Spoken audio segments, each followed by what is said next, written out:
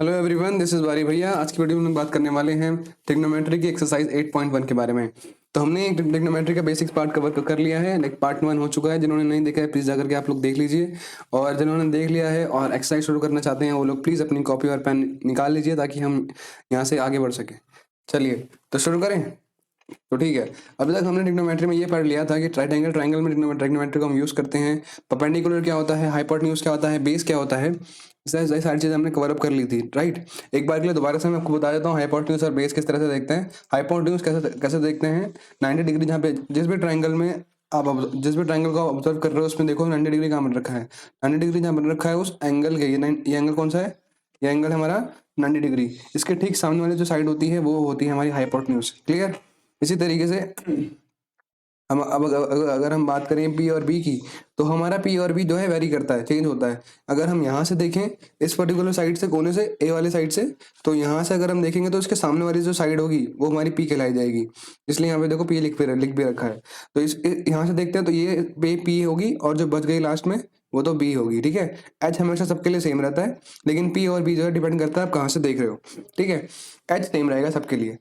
तो इसके लिए ये बी हो गई और ये पी हो जाएगी जो सामने वाली होगी, और ये बी हो जाएगी। ठीक है, अब अगर हम यहाँ से ना देख करके अगर इस वाले साइड से इस वाले एंगल से देखें, एंगल सी से अगर हम इसको देख रहे हैं अपनी यहाँ पे, अगर हमारी मान लीजिए आई है, आंखें हमारी यहाँ पे, यहाँ से अगर हम इसको देख रहे हैं तो इसके सामने वाली जो साइड होगी ये वाली, ये हमारी साइड हो जाएगी पी। यहाँ लिखा जरूर बी है क्योंकि इसको यहाँ से ऑब्जर्व किया गया था, इसलिए यहाँ पे इसके हिसाब से बी था, पर इसके हिसाब से ये पी बन जाएगा इसके लिए, और ये बन जाएगा इसके लिए बी। ठीक है, इस तरीके से समझ में आ गया। तो ये हमने कवर अप कर लिया था। जिसको और डीपली से समझना है कैसे आता है, क्यों आता है, वो जाकर के पार्ट 1 देख सकता है। और साथ में हमने ये समझा था कि हमारे ट्रिग्नोमेट्री रेशियोज होते हैं 6: sine, cos, tan, cosec, sec, cot. ये 6 हमारे ट्रिग्नोमेट्री रेशियोज होते हैं। इनको हमने याद करना सीखा था। तो जिनको याद करना नहीं आया है वो प्लीज जाकर के वो वीडियो दोबारा से देख लीजिए।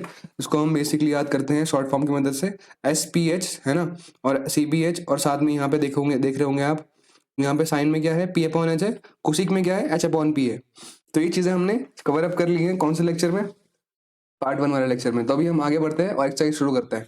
चलिए, तो आप लोग तैयार हो जाइए क्वेश्चन करने के लिए। जिन्होंने क्वेश्चन कर लिया है बधाई हो। आप लोग बैठ करके चेक करना कि आपका आंसर सही है कि नहीं। जिन्होंने नहीं किया है वो आप बैठ करके एक बार ट्राई करो खुद, और फिर वीडियो को दोबारा से प्ले कर दो। पहले पॉज कर सकते हो आप, तो ट्राई कर लो एक बार आप। अभी तो हम रीड करते हैं पहले क्वेश्चन को।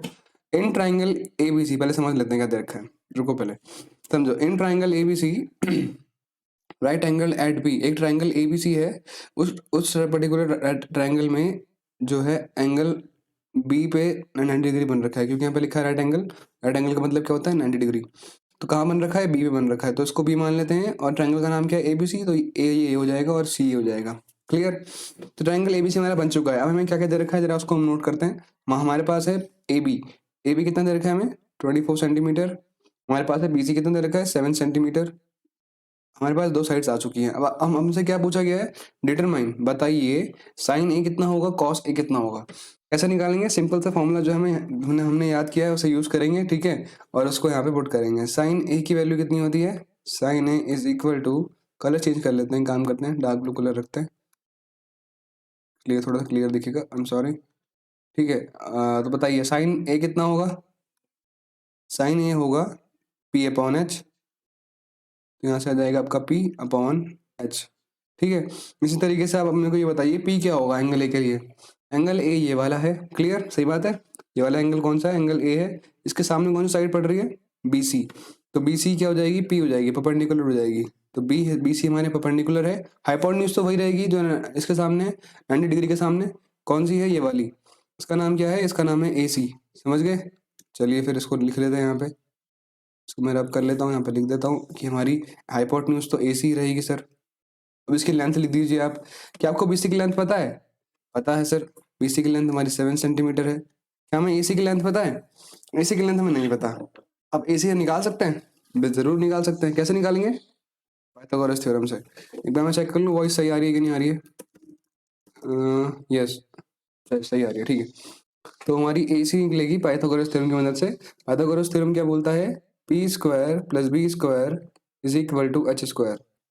इसके ऊपर आप हेडिंग डाल लेना, बाय अप्लाइंग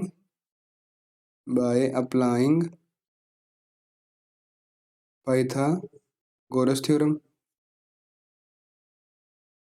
ठीक है, वो क्या बोलता है, P square plus B square equal to H square. P हमारा कितना है 7, तो उसका स्क्वायर हो जाएगा। बी कितना है हमारा 24, तो उसका स्क्वायर हो जाएगा। एच कितना है हमारा पता ही नहीं है, वही तो निकालना है, तो एच का एच रहेगा, सिंपल। अब पी स्क्वायर, 7 स्क्वायर का क्या आएगा निकल करके, 7 स्क्वायर मतलब 7 × 7 कितना होता है, 7 7 जा 49। ठीक है, अब अगला क्या है 24 का स्क्वायर कितना होगा, 24 × 24, इसे आप करके देख सकते हो, ये निकल करके आता है आपका 576। आप ट्राई कर लो इसे करके सॉल्व, ये आएगा 576 एच स्क्वायर का एच स्क्वायर। अब इनको सम करेंगे अगर हम, तो ये आएगा हमारा 625 और ये आ जाएगा एच स्क्वायर, सिंपल। ठीक है, आप ऐड करके देख सकते हो, ये आएगा 625। अब क्या करेंगे, यहाँ पे हमारे पास ये दे रखा है एच स्क्वायर इक्वल टू 625, हमें अभी एच नहीं मिला है, हमें एच स्क्वायर मिला है। एच स्क्वायर से अगर हमें एच निकालना है तो हमें क्या करना पड़ेगा, यहाँ पे हमें यूज़ करना पड़ेगा क्या बोलते हैं, प्राइम फैक्टराइजेशन, और उसकी मदद से हम लोग निकालेंगे इसके फैक्टर्स। ठीक है, तो एच स्क्वायर यानी कि 625 यहाँ लिखेंगे, और सिर्फ करेंगे 5 से, 5 आएगा 125 जा, और फिर आएगा ये आएगा 25 जा, ये आएगा 5 5 जा, ये आएगा 5 1 जा। आपको ये होप करता हूँ कि आता होगा प्राइम फैक्टराइजेशन करना, अगर नहीं आता तो उसकी वीडियो अपलोडेड है, आप जा करके समझ सकते हैं कि स्क्वायर रूट कैसे निकालते हैं। ठीक है, मैं लिंक दे दूंगा, यहीं पे आ जाएगा, आपको आई बटन पे देख लेना। ठीक है, तो देखो 5 5 से एक नंबर कॉमन निकलेगा 5, इन दोनों से एक नंबर कॉमन निकलेगा 5। ठीक है, तो हमारा आंसर आ जाएगा यहाँ पे देखता हूँ, शायद दिखेगा नहीं ऊपर, 5 × 5 कितना आएगा, 5 × 5 25, तो बस 25 है हमारा एच, हमारा एच आ गया 25, सिंपल। तो जो आ गया है उसको हम ऊपर रख लेते हैं, बाकी सबको इरेज कर देते हैं, क्योंकि जगह नहीं है यहाँ पे सॉल्व करने के लिए, और तो फटाफट करते हैं इसे ज़रा।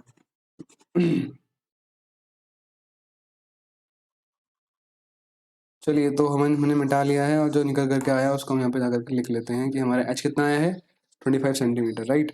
चलिए फिर उसको मैं थोड़ा सा यहाँ रख करके रब कर देता हूँ, रब रब, ओके। तो हमारा एच निकल करके आ चुका है 25 सेंटीमीटर, तो इसकी वैल्यू यहाँ पुट कर देते हैं। ए सी की वैल्यू कितनी आ गई है 25 सेंटीमीटर, तो यहाँ पे आ जाएगा ए सी 25, हमारा आंसर आ जाएगा 7/25। इसको यहाँ पे लिख लेते हैं, ठीक है, sine A is equal to 7/25। इसको एक बॉक्स बना के रख देते हैं। ठीक है, एक पार्ट हमारा हो गया है सॉल्व, अभी हमारे पास 3 पार्ट अभी और हैं। कॉस ए भी निकालना है हमें, तो कॉस ए के लिए भी अब सिंपल फॉर्मूला लगाएंगे और पुट करेंगे। कॉस ए कितना होता है B/H, बी का मतलब बेस, एच का मतलब हाइपोटेन्यूज, क्लियर। तो इसको थोड़ी देर रखते हैं, तो बी कितना आ जाएगा, बी कितना आएगा एंगल ए के लिए, एंगल ए ये रहा, इसके लिए ये तो पी हो गया, ये तो एच रहेगा ही रहेगा, ये वाली साइड, ये वाली जो साइड रह गई ए बी, ये हमारी बेस है, करेक्ट। तो यहाँ पे आ जाएगा ए बी, और एच कितना आ जाएगा 25, वो सॉरी पहले मैं नाम लिख देता हूँ उसका। एच का नाम क्या है, ये वाली साइड हमारी एच है ना, इसका नाम क्या है ए सी, इसका नाम लिख देते हैं हम। ठीक है, ये आ जाएगा हमारा ए सी। ए बी की लेंथ कितनी है 24, ए सी की लेंथ कितनी है 25। तो ये वाला हमारा सॉल्व हो गया।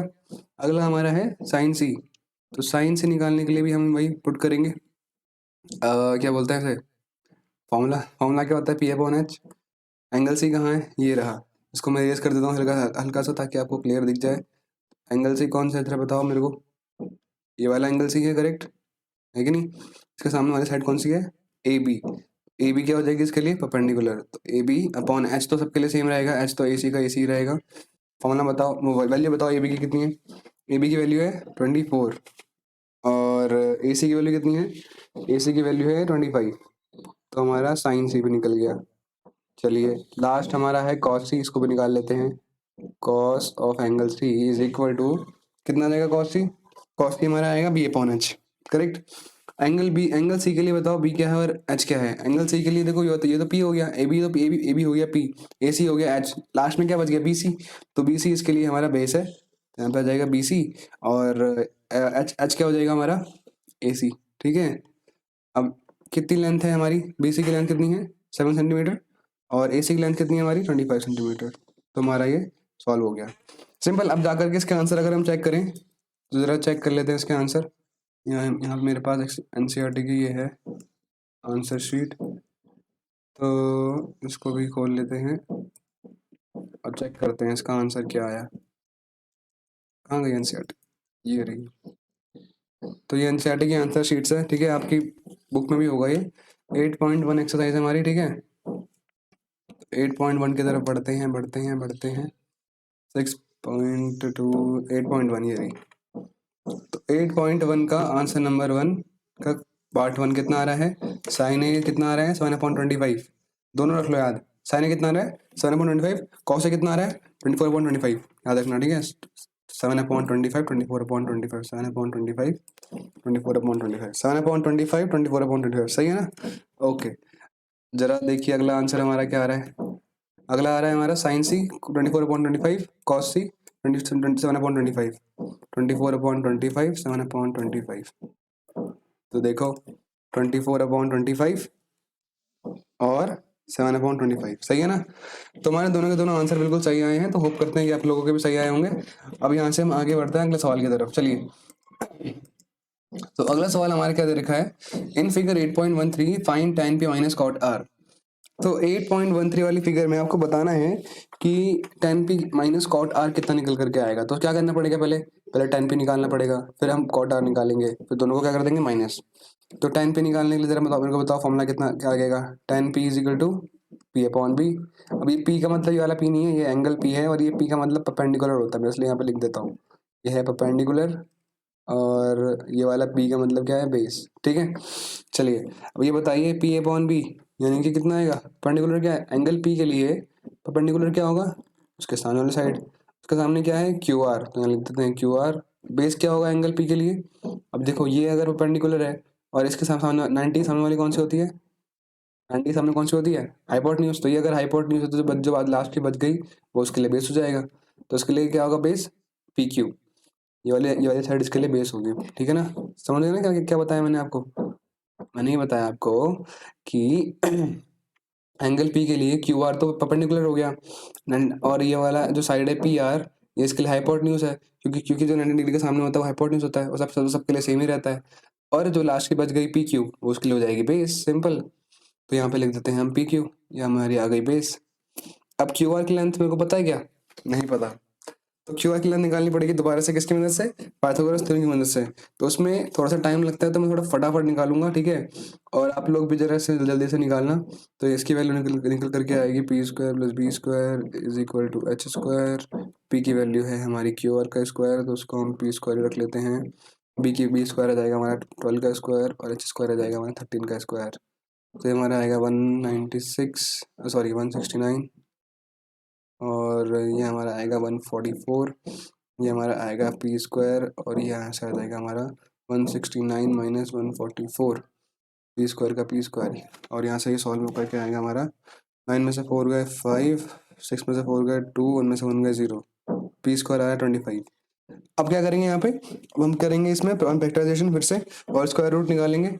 तो इसके स्क्वायर रूट निकल करके आदमी को पता होगा 5 है ना? तो पी आ गया हमारा 5, तो इसको सबको मिटा देते हैं हम जल्दी से। चलिए फिर, क्योंकि इसका काम यहाँ पे है नहीं जगह, क्योंकि कम है इस वजह से मिटाना ही पड़ेगा। बाकी आप अपनी होमवर्क वो सॉरी सोल्यूशन में ये दिखाना, एग्जाम में जब ये क्वेश्चन आए कभी भी आपको ये शो करना जरूरी है, ठीक है ना, कि हमने पी कैसे निकाला, ये कैसे निकाला क्यू आर। तो पी क्यू आर पी था ना, तो वही बता रहा हूँ मैं। क्यू आर कितना आ गया हमारा? 5 सेंटीमीटर, ठीक है। अच्छा, तो क्यू आर आ गया 5 और पी क्यू कितना है? 12। सॉल्व हो गया, ठीक है। कॉट आर निकालते हैं अब। कॉट आर का फॉर्मूला होता है B upon P. Angle R कहाँ है जरा देख के बताओ, एंगल आर कौन सा है? इसको मैंने रब किया क्योंकि मैं इसके नीचे लिख देता हूँ, दिख नहीं रहा ढंग से। 5 सेंटीमीटर। एंगल आर क्या है? ये वाला, ये एंगल आर है ना, सही बात है ना? एंगल आर के सामने क्या है? पी होगा इसका। तो हमारा पी आ गया 12, और बेस क्या होगा? जो इसके नीचे की तरफ है, यानी कि ये 5, ठीक है। तो 5 आ गया हमारा बेस, समझ गए ना? क्यों हुआ बेस 5? क्योंकि देखो ये हो गया इसके सामने, जो इसके सामने वाली है वो तो हो गई इसकी परपेंडिकुलर, ये तो हाइपोटेन्यूज सबके लिए सेम ही है, जो बच गया वो क्या हो जाएगा? बेस, बस सिंपल। तो हमारा भी इसका आंसर भी जो निकल करके आया वो भी हमारा आया 5/12। दोनों का आंसर सेम है, अगर दोनों का आप सब्ट्रैक्ट करोगे 5/12 माइनस 5/12, हमारा आंसर कितना आएगा? 0। चेक कर लें इसका आंसर एक बार जा करके, चलिए चेक कर लेते हैं फिर एक बार। तो हमारा आंसर आ रहा है सर, इसका आंसर नंबर 2 आ रहा है 0, हमारा भी आ रहा है 0। तो हमारा आंसर सही है। आप लोगों ने भी जिन्होंने इसको सही तरीके से किया, बधाई बधाई, बहुत बहुत आपको अप्लाई करना आ रहा है कंसेप्ट, सिंपल सा कंसेप्ट ये है हमारा, देखो ध्यान से क्या हो रहा है, हमें कोई ना कोई ट्रिग्नोमेट्री रेशियो दे रखा होगा, सॉरी हमें कोई ना कोई साइड्स दे रखी होगी और हमें ट्रिग्नोमेट्री रेशियो पूछा होगा। तो हमें साइड्स दे रखी है एक ट्राइंगल की, ठीक है। अब साइड दे रखी है तो हम क्या करेंगे, साइड की मदद से देख लेंगे भाई कौन कौन सा ट्रिग्नोमेट्री रेशियो पूछा है और उसे फाइंड आउट कर देंगे। जैसे जैसे पूछा पूछा गया था हमसे tan p, तो tan p हमारा होता है perpendicular upon base, right. p upon B बोलते हैं जिसको, है ना। tan p होता है p अपॉन बी, तो परपेंडिकुलर अपॉन बेस। उसकी मदद से हमने ये देखा कि एंगल p के सामने कौन सा परपेंडिकुलर बन रहा है, तो ये परपेंडिकुलर होता है क्यू आर, लेकिन पता ही नहीं था। उसको निकालने के लिए क्या यूज करेंगे, पाइथागोरस थ्योरम, क्योंकि राइट एंगल ट्रायंगल में कोई भी साइड अगर नहीं पता हमें, दो दो दे रखी है और एक लास्ट वाली नहीं पता, तो हमें उसके लिए क्या अप्लाई करते हैं, पाइथागोरस थ्योरम। वो हमने अप्लाई किया, आंसर आ गया हमारा। फिर हमने क्या करा, बस वो जो वैल्यूज निकल करके आई उसको पुट कर दिया यहाँ पे। दूसरी बार में यहाँ पे भी हमने कॉट आर में भी ऐसे करा। कॉट आर के लिए हमने फॉर्मूला लगाया बी अपॉन पी, फिर कॉट आर के लिए एंगल आर देखा यहाँ पे, इसके सामने वाली साइड कौन सी हो जाएगी, पी, और जो बच गई नीचे की तरफ वो क्या हो जाएगी, बी। तो हमारा पी और बी दोनों आ गया, हमने वैल्यू निकाल ली इसकी भी। तो हमने फाइंड आउट किया, तो देखा हमने किया दोनों की दोनों वैल्यू सेम आ रही है। दोनों सेम वैल्यू को अगर हम सब्ट्रैक्ट करेंगे तो क्या आएगा आंसर, 0। तो हमारा आंसर कितना आया, 0। चलिए होप करता हूँ कि आपका भी आंसर सही आया हो। आगे बढ़ते हैं हम लोग अगला क्वेश्चन ट्राई करते हैं। तो अगला क्वेश्चन में क्या दे रखा है हमको, क्वेश्चन नंबर 3 हमसे पूछ रहा है, दे रखा है कि if sine A is equal to 3/4 calculate cos A and tan A. तो साइन ए की बार दे रखा है और उसकी मदद से पूछा गया कॉस ए बताओ tan ए बताओ। तो देखो साइन ए, पहले तो आपको जो दे रखा है उससे समझो क्या क्या दे रखा है, ध्यान से देखो इस क्वेश्चन में एक बार आप देख लो, पहले तब करना, एक बार देख लो। साइन ए का मतलब क्या है, 3/4 दे रखा है हमें। अब साइन ए का फॉर्मूला क्या होता है, साइन ए का फॉर्मूला होता है p/h। p/h को मैं इसके इक्वल रख सकता हूँ 3/4 के, है ना। मैंने इसकी जगह बस ये पुट कर दिया क्योंकि ये इसके इक्वल होता है, साइन की वैल्यू इसके इक्वल होती है ना p/h के इक्वल। तो मेरे पास p आ गया, h आ गया, करेक्ट। तो मेरे पास अगर p आ गया है, h आ गया है और b नहीं है, तो मैं b निकाल सकता हूँ किससे, किसकी मदद से, पाइथागोरस थ्योरम की मदद से। तो b निकाल लेते हैं ऐसे, तो b देखते हैं यूज आएगा कि नहीं, b का पहले ये देखते हैं कि b का यूज पड़ेगा कि नहीं पड़ेगा। पर मेरे पास अभी दो चीज़ें आ गई हैं, p is equal to 3, h is equal to 4, ठीक है। अब हम बात करते हैं कॉस ए की, जो पूछा गया हमसे।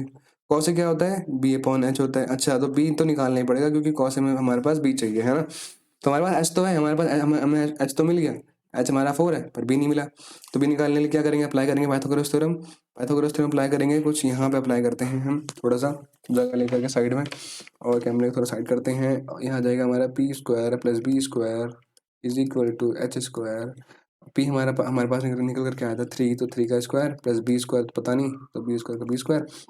h निकल करके आया था 4, तो 4 का स्क्वायर, तो b² का b² हो जाएगा, प्लस 3 × 3 तो हो जाएगा 9, 4 × 4 16, तो b² हो जाएगा हमारा 16 - 9, जो कि हमारा निकल करके आएगा 7, राइट, है ना। तो 16 में से अगर 10 गए तो होता है 6, और एक और नंबर निकाल दो, और अगर हमारा ऐड कर दो, हाँ 16 में से 9 गए 7, तो b² इज इक्वल टू 7। अब इसके अगर आप फैक्टर निकालने लगोगे, फैक्टराइजेशन करोगे, तो वो आपको दिखेगा कि यार 7 का तो कोई फैक्टर निकल करके आएगा नहीं, कुछ पेयर बनेगा नहीं। तो इसको जब भी इस तरीके से कुछ प्रॉब्लम आए, जब जब ना बन रहा हो पेयर, तो वो नंबर को हम डाल देते हैं रूट के अंदर। पता होगा आपको, वो वीडियो देख लेना एक बार, अगर दिक्कत आ रही है तो, नहीं आ रही है तो अच्छी बात है। तो ये आ जाएगा आपका √7, सिंपल। तो √7 यहाँ पे आ गया है बी, तो बी भी आ गया। अब तभी पुट कर सकते हैं यहाँ पे, इस जगह पे, तो यहाँ बी पुट कर देते हैं। तो यहाँ हमारा आ गया √7। तो हमारा कॉस कितना आ गया, √7/4। अभी चेक करेंगे, ठीक है, आंसर पहले पूरा सॉल्व कर लेते हैं। तो हमारा कॉस ए आ गया, अभी tan ए बचा है। पहले आप मेरे को बताओ tan ए कितना होता है। tan ए होता है हमारा p/b। तो tan ए होता है हमारा p/b, तो वो निकाल देते हैं यहाँ पे, tan of a is equal to p/b। p की वैल्यू कितनी है, निकाले तो थी यहाँ पे, देखो ना 3, p की वैल्यू कितनी है 3। b भी निकाल लिया हमने, वो आया √7, अभी निकाले यहाँ पे, है ना। तो अभी p भी आ गया, b भी आ गया, तो हमारा tan a भी आ गया। tan a आया 3/√7, cos a आया √7/4। जाके चेक कर लें एक बार, ठीक है। √7/4 3/√7, √7/4 3/√7, √7/4 3/√7, √7/4 और 3/√7, देख रहे हो ना, वही आ रहा है हमारा आंसर, एक्जेक्टली करेक्ट। चलिए फिर बहुत बहुत बधाई। देख सकते हो क्वेश्चन नंबर 3 का कॉस ए आ रहा है हमारा √7/4 और tan ए आ रहा है √3/7। चलिए फिर हम अपने राइट की तरफ बढ़ते हैं तो हमारा वैसे आंसर आ रखा है √7/4 3/√7। चलिए आगे बढ़ते हैं। अब करते हैं कि आपको समझ में आया होगा ये वाला सवाल। आप उस आप कर पाओगे आराम से, क्योंकि मैंने जो बताया आपको उस वाले कंसेप्ट में कि अगर हमारे पास साइन ए दे रखा है तो हमारे पास पी और एच दे रखा है। कैसे? क्योंकि साइन ए की वैल्यू होती है p/h, तो उससे हमने निकाल दिया p और h, फिर b भी निकाल दिया, फॉर्मूला लगाया, अप्लाई हो गया, आंसर आ गया। अब इस क्वेश्चन में देखो क्या दे रखा है। इस क्वेश्चन में आपको दे रखा है 15 cot a is equal to 8। 15 cot a is equal to 8। तो बताओ sine A, find sine A and C के कितना होगा। तो फाइंड करना है हमें, तो हमें फाइंड करना है साइन ए और सीक ए किसकी मदद से?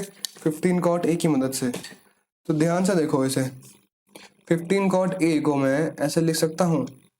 ये लिखना आपको आना चाहिए, समझ में आना चाहिए। जब भी इस तरीके से सवाल होंगे हमेशा कोई ना कोई रेशियो आपको फ्रैक्शन में दिखना चाहिए। फ्रैक्शन का मतलब क्या? Something upon something. कोई भी रेशियो आपको दे रखा होगा ना, sign A cos A tan ए, कुछ भी दे रखा होगा, साइन बी का साइन सी, साइन पी, साइन एक्स, कुछ भी रेशियो में दिखना, फ्रैक्शन में दिखना चाहिए आपको। वो 1/2 होना दिख जाए, 3/4 दिख जाए, अभी जैसे हमने देखा था पिछले क्वेश्चन में 5/8 दिख जाए। इससे आपको दिख रहा है कुछ इस प्रकार से? कॉट ए दिख रहा है आपको कुछ ऐसा? नहीं, उल्टा हमें तो दिख रहा है कि कॉट ए में एक और नंबर मल्टीप्लाइड है 15 और उसके बाद वो है 8 है। तो जो नंबर 15 यहाँ मल्टीप्लाइड है उसको उधर भेजना पड़ेगा। 15 यहाँ पे क्या मल्टीप्लाइड है ना, 15 मल्टीप्लाइड बाय कॉट ए लिखा हुआ है कुछ इस प्रकार से, है ना, सिंपल।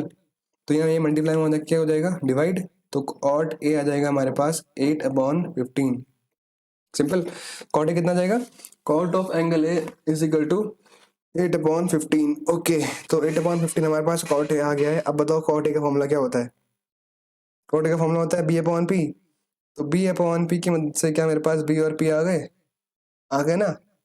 तो यही होता है कि कुछ ना कुछ दिया रहता है, उससे कुछ ना कुछ समय मिल जाता है। तो हमारे पास b आ गया, यहाँ लिख देते हैं b इज इक्वल टू 8 और p इज इक्वल टू 15।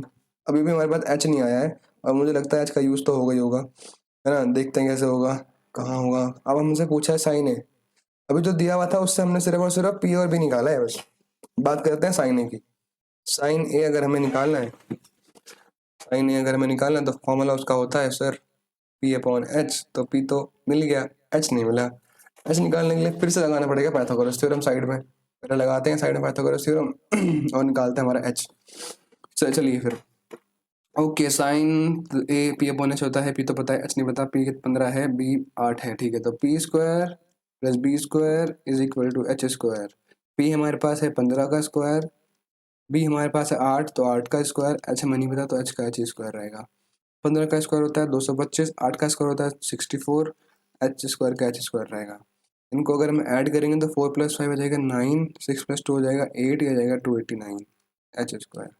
अब मैंने ये फास्ट किया है, आप लोग इसे आराम से भी कर सकते हो, ठीक है, कोई इशू नहीं है। अब यहाँ पे देखो h स्क्वायर कितना आ रहा है 29। अब 289 अगर आप फैक्टर्स करने जाओगे तो मुझे लगता है आपको इसमें भी शायद इशू पड़े।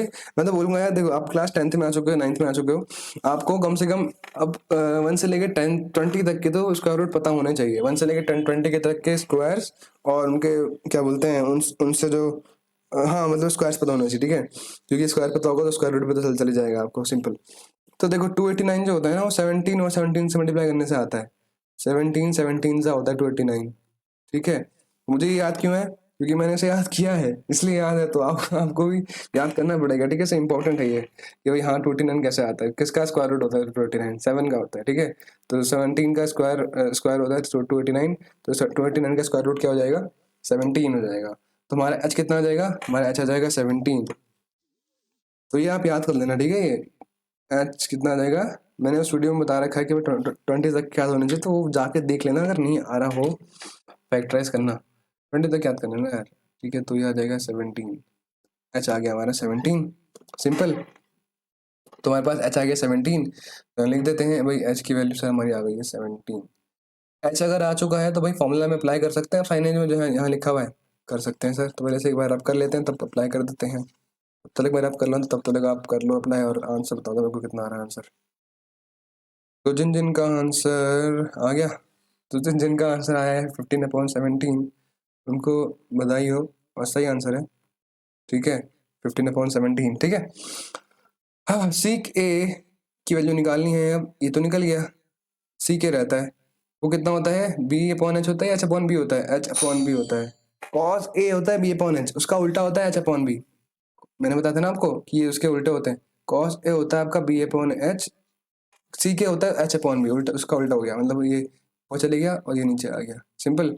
तो एच कितना दे रखा है हमें 17 सॉरी, बी कितना दे रखा है 8, तो हमारा ये भी आ गया। तो हमारी दोनों की दोनों वैल्यू आ चुकी है, जरा जा करके हम आंसर चेक कर लें अपना।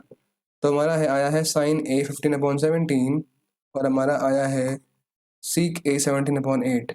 15/17, 15/17, 17/8, 15/17, 17/8, 15/17, 17/8, सही ना आंसर। तो चलिए बधाई हो आप सभी को जिन्होंने इसका आंसर सही तरीके से किया। अब आगे भी और बधाई लेने के लिए जरा आगे वाले सवाल भी जरा करिए प्रैक्टिस।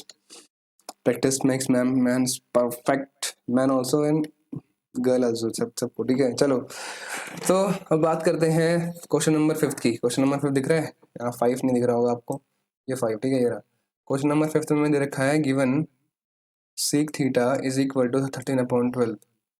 तो हमारे पास एक ट्रिग्नोमेट्रिक रेशियो दे रखा है 13/12, calculate all other trigonometric ratios. तो ये क्वेश्चन थोड़ा सा लंबा होने वाला है, देख रहे हो ना। हमें सीक थीटा दे रखा है, अब बोला गया है कि जितने भी ट्रिग्नोमेट्री जो रह गए, सीक सीक तो दे रखा है 6 होते हैं, बाकी 5 रह गए। कौन कौन से रह गए? साइन रह गया, कॉस रह गया, और आपका आपका टैन रह गया, कॉट रह गया, कोसिक रह गया, सिक तो दे रखा है हाँ, कोसिक रह गया, और हमारे कॉट रह गया। बाकी के 6 में निकालने पड़ेंगे, इसमें तो 6 निकालने के लिए थोड़ा सा टाइम लगेगा, तो प्लीज़ आप लोग मेक श्योर कीजिएगा इसको खुद से भी करना, क्योंकि आप खुद से करोगे तो ज़्यादा को लगेगा कि यार हाँ मैंने स्पीड में कराया करके, या फिर मुझे करना आ गया। 6 निकालोगे तो 5 निकालने भी, और बहुत ज़्यादा डिफिकल्ट नहीं है, बहुत आसान है, बता दिखाता हूँ, बहुत आसान है, मतलब टाइम नहीं लगेगा, वैसे मैं मजाक कर रहा था। पता है कैसे? देखो आपको सीक थीटा दे रखा है, तो सीक थीटा का मतलब पहले लिख लो क्या होता है। सीक थीटा कितना होता, क्या होता है हमारा फॉर्मूले के हिसाब से, बी अपॉन एच, अभी तो करा था कि नहीं। तो बी अपॉन एच होता है हमारा सीक थीटा। तो सीक थीटा की वजह से बी अपॉन एच की मदद से हमारे पास बी भी आ गया और एच भी आ गया, क्या बात है। Oh sorry, B upon H नहीं होता, एच अपॉन बी होता है। हाँ मैं चेक कर रहा था आप लोगों को, ठीक है ठीक है। तो हाँ सही है, आपका सही है भाई, आपने सही बताया, जिन्होंने भी बताया सर सीक थीटा होता है एच अपॉन बी। चलो गुड, तो हमारे पास एच आ गया 13, और हमारे पास बी आ गया 12। चलो वेल एंड गुड, एच आ गया, बी आ गया। अभी हमारे पास पी नहीं है, तो पी भी निकाल लेते हैं, क्योंकि पी की जरूरत पड़ेगी कहीं ना कहीं। कैसे निकालेंगे? पाइथागोरस थ्योरम से। तो P square plus B square is equal to H square. P हमें नहीं पता है, बी पता है, एच पता है, तो बी पता है तो बी रख देते हैं 12 का स्क्वायर, एच पता है एच रख देते हैं 13 का स्क्वायर, पी नहीं पता तो पी का पी रख देते हैं। पी स्क्वायर तो पी स्क्वायर रहेगा, 12 × 12 कितना हो जाएगा 144। 13 का स्क्वायर का मतलब क्या होता है 13 × 13 कितना हो जाएगा, 13 × 13 हो जाता है आपका 169। इसको थोड़ा रब करते हैं 169। अब इसको उधर भेजेंगे तो ये हो जाएगा वहाँ जा करके minus, P square will be equal to 169 minus, जरा इसको बताओ कितना आएगा, फटाफट बताओ मेरे से पहले। 25, सही बात, सही है 25। इसका स्क्वायर रूट आएगा कितना, 25 का स्क्वायर रूट क्या आएगा 5। तो हमारे पास आ गया पी की वैल्यू 5, एच भी आ गया, पी भी आ गया, और बी तो पहले से, एच और बी तो पहले से पता, तो पी आ गया, पी इज इक्वल टू 5। इन सबको रब कर देते हैं और सीधा बाकी जितने भी ट्रिग्नोमेट्रिक रेशियो जो निकालना है उनको निकालना शुरू करते हैं, और इतने जल्दी निकालेंगे कि देखते रह जाएंगे सब लोग। अब क्योंकि बस वैल्यू पुट करनी है, इसलिए फॉर्मूला बताना चाहिए, बस फॉर्मूला अगर याद नहीं है ना तो वैल्यू भी पुट नहीं कर पाओगे, इसलिए बोल रहा था फॉर्मूला याद होना चाहिए। चलो फिर पुट करते हैं। Sine A sine theta, sorry sine theta is equal to, जो एंगल यहाँ दे रखा है वही एंगल लेना पड़ेगा, ठीक है ना, एंगल चेंज करना, यानी कि साइन थीटा की तो साइन एंगल करते जैसे मैं कर रहा था अभी, ऐसे नहीं करना। जो एंगल दे रखा है वही angle, sine theta is equal to P upon H, formula होता है, सही बात है ना, ये सही है भाई, ये गलत नहीं है। पी अपॉन एच, तो पी कितना हो जाएगा 15 या 5 है, पी कितना है 5, एच कितना है हमारे पास 13, साइन थीटा आ गया, ठीक है, sine theta is equal to 5/13।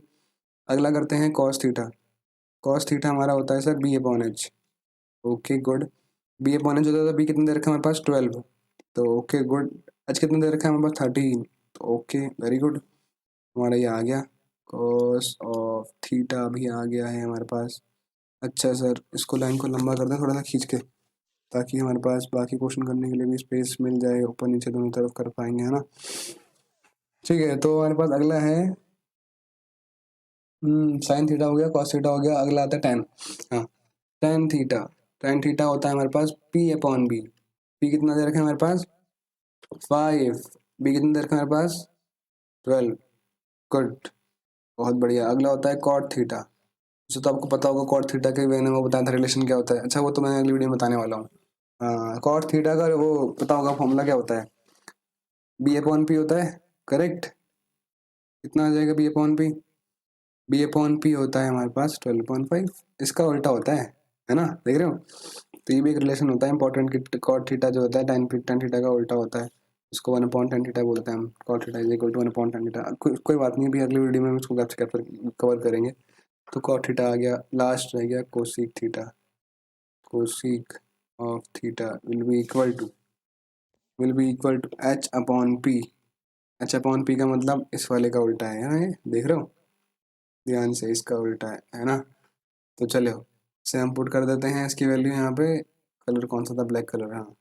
तो ये हमारा आ जाएगा एच अपॉन पी 13/5। ठीक है, एच कितना है 13, पी कितना है 5।